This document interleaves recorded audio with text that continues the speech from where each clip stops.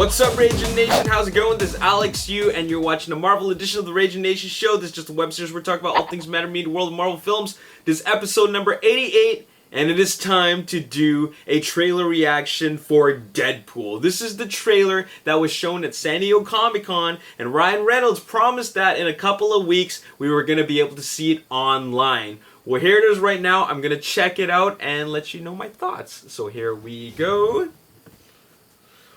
Whew. I love you, Wade Wilson. We can fight this. You're right. Cancer's only my... Okay, let's start all over. Let's start all over. Because I just changed it to HD.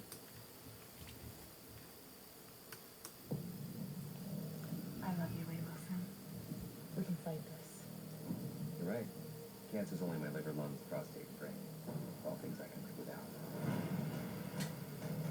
What if I told you we can make you better? You're a fighter. We can give you abilities most men only dream of. Make you a superhero. You just promise you'll do right by me, so I can do right by someone else. And please don't make the super suit green or animated. One thing that never survives this place is a sense of humor. We'll see about that, Posh Spice. Oh, come on. You gonna leave me all alone here with less angry Rosie O'Donnell?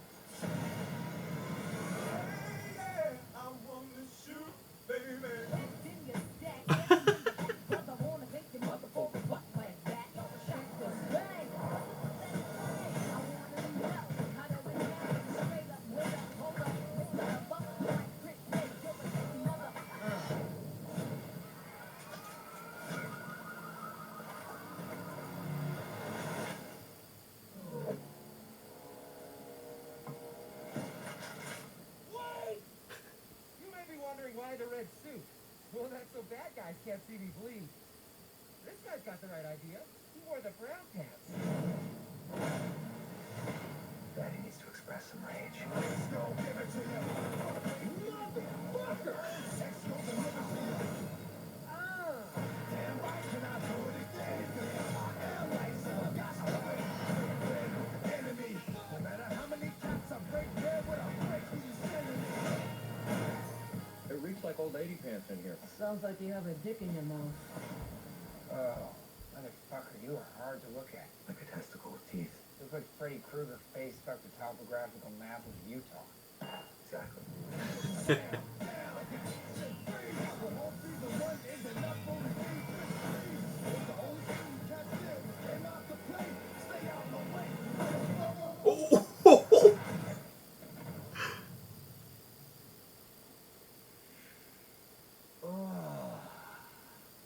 I'm touching myself tonight.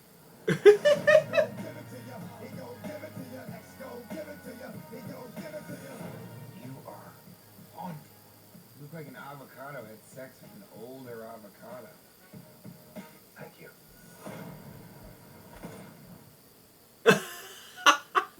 Now here comes the part where we talk about the trailer. And I gotta tell you that it is everything that I expected it to be. I mean, after seeing Ryan Reynolds talk about it at San Diego Comic-Con, and also seeing him post all those silly photos online in costume, as well as seeing that 45-second video that he posted where you see he really gives off that wisecracking anti-hero persona. You know, it really sets the tone for what this film is going to be like when we watch it next year in 2016. And the teaser trailer just gives us all that. So it's everything that I expected. It was very amusing. Of course, very entertaining. And you know what? Let's take a look at this. Let's take a look at the trailer. And the first little bit we get is of Wade Wilson and Marina Baccarin's character. That would be Vanessa Carlyle, who's also known as Copycat. I don't know how much copycatting she's actually going to do, but it shows that you know, they're in love, but the thing is that, you know, he's got to deal with that cancer, which is going to affect his lungs, his brains, his prostate, amongst other things. And you know, Ryan Reynolds, you know, he's very easygoing about it, and then he says that it's a good thing I don't need all these things.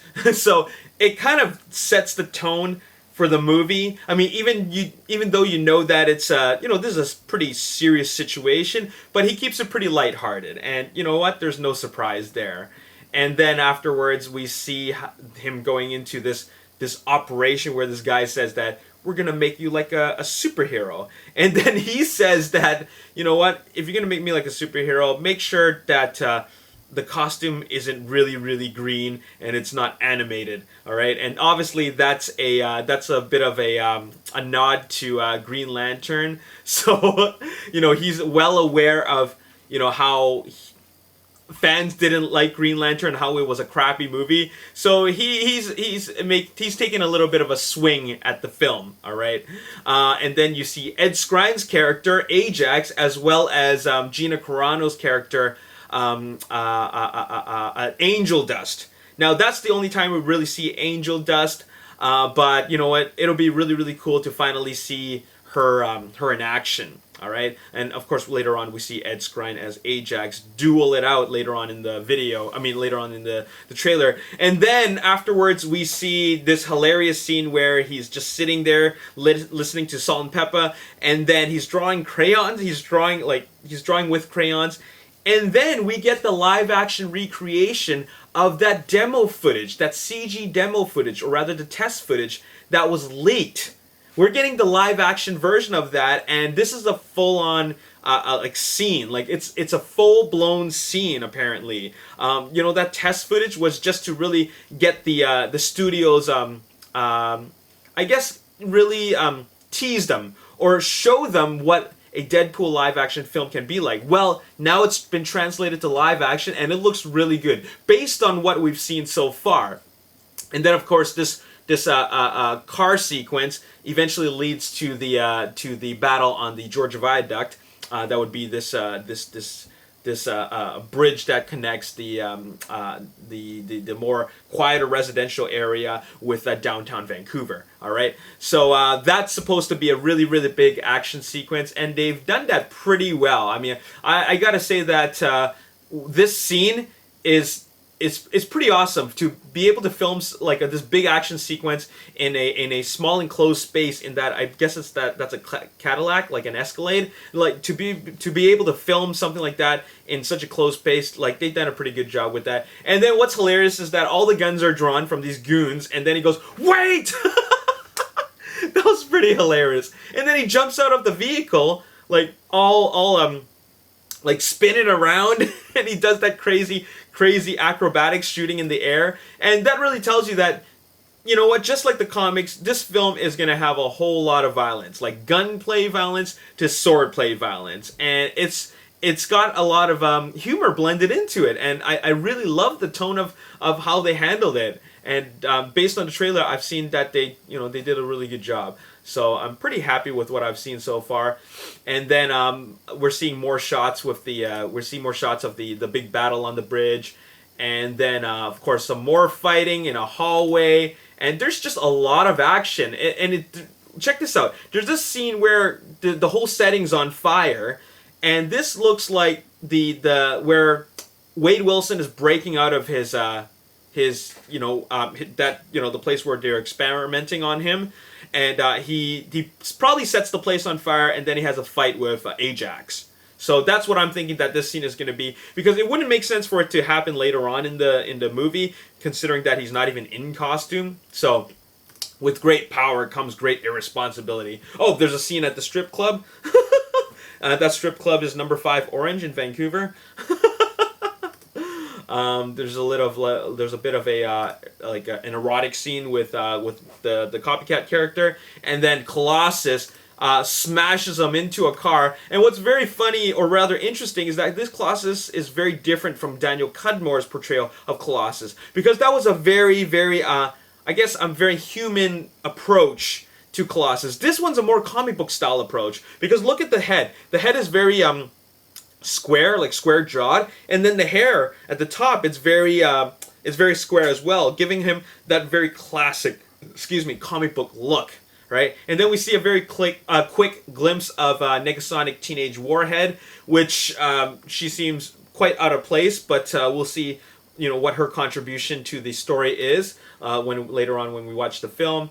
And then here's a little bit more wisecracking, a little bit more R-rated humor. And you know what? Here is your typical T.J. Miller humor. I think this line was totally it was totally written for TJ Miller, or TJ Miller was ad-libbing. All right, because that totally looks like something that TJ Miller would say. And it's pretty funny. I think the chemistry is pretty good. And then later on, what we get here is some more fighting. And this time, looks like the final battle between Ajax and Deadpool. It looks like a combination of swordplay and axe play. It looks like he's using a combination of a sword and an axe mix or something. And then some more acrobatics, and the swordplay looks pretty cool. You can see that Deadpool, or rather Ryan Reynolds, has done quite a bit of training for this role, and he really looks the part. Not just in costume and physique, but when he's really pulling those stunts, the action looks really, really good. So he really, really nailed it. Oh, this shot is great. He does the flip in the air. Boom! And then takes out 3 goons all in one shot. And of course, this is a very, very hilarious scene. And because all 3 guys get blown in the head and their heads explode. So that was done pretty hilariously done. And then later on, he sniffs the gun smoke. And then what I love about this scene is how the mask looks, in a sense that they've created a mask where even though his entire face is covered, Ryan Reynolds can still emote. And it's because of the way the eyes work. The eyes don't just stay one size. When he opens his eyes like wide, you could see the white eyes getting bigger. And then when he goes back to a normal face, then it goes small again. So you can really see that, Ryan Reynolds can emote even though his entire face is covered. And that is done really, really well. And it's a combination of head movements, body language, and of course the way the mask looks on the close-ups. So what they did was really, really clever. It wasn't just an emotionless face. I mean, there's a really good attention to detail there. So that was great. And then he says the line about that he's going to touch himself. And that was basically our look at how he breaks the fourth wall. And you know what's very interesting about that is that I think that they have found a way to cleverly break the fourth wall without making it too distracting. And even though they do that, I mean, that's really true to the character, just like in the comics. But I found that you don't want to do that too much because it takes away from the overall plot of the film, because there's just going to be too much humor from him just constantly talking to the audience. So based on the trailer, I can tell that they did it in a way where, it could be something that he's either saying to the audience or he's saying to himself.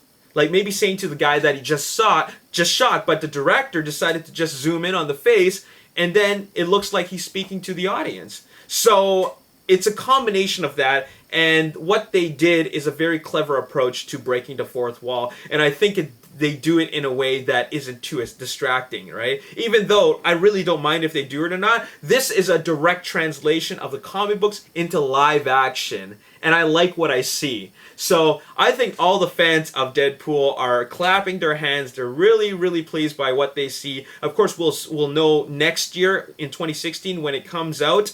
But for now, I'm happy with what I see. And you know what? Make no mistake about it. This film is fan service. Full-on fan service. 20th Century Fox did not want to make this film. First of all, mainly because they did not really agree with the idea that it's going to be an R-rated X-Men film, or rather a film in the X-Men universe that is going to be R-rated, because all of the films have been PG-13. So if you make it R-rated, you know what? You don't know how much money it's going to make. You're limiting your audience. And at the end of the day, it feels very disconnected from a universe that the fans really love and adore, right? But this is going to feel very, very different, and it's a bit of a gamble on 20th Century Fox's part. But with all that lobbying from Ryan Reynolds and Robert Liefeld's blessing, as well as the director, really, really taking it to the studios to really, really, take a chance at this film, as well as all the fans. That footage with that CGI test footage was leaked, and then all the fans really loved it, and that was the catalyst to get this movie made. And it took such a long time, but it's finally here. It's because 20th Century Fox took a chance and they believed in the project. Okay, how it's going to do in the future, we don't know. But for the most part, I think it's great that 20th Century Fox decided to actually make this happen. And from what I can see, this is a crowd pleaser, all right? And you know what? it's great to finally see an anti-hero film. You know, after such a long time of seeing these high-flying superheroes, it's great to see something a little bit more grounded, something a little bit more raw and visceral, and also have that R-rated comedic tone. I like that. It's a breath of fresh air for the comic book fans.